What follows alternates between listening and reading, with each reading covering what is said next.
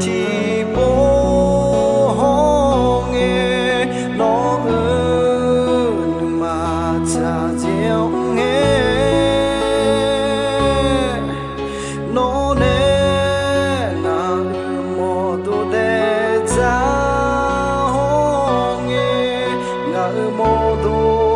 ấp mà bỏ nhà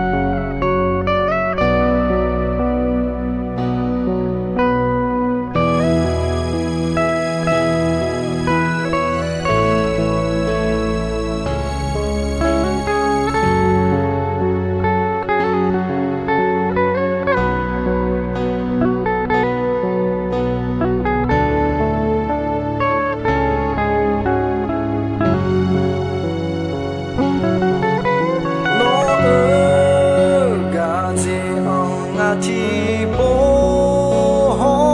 nghe nó ơn mà cha chiều nghe nó nè là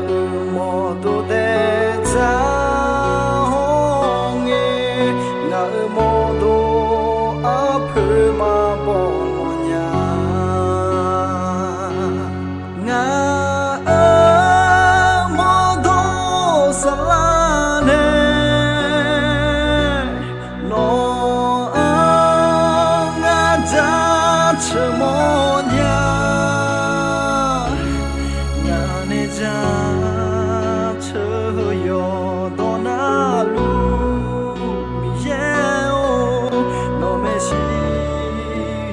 cho dễ bị phiêu lo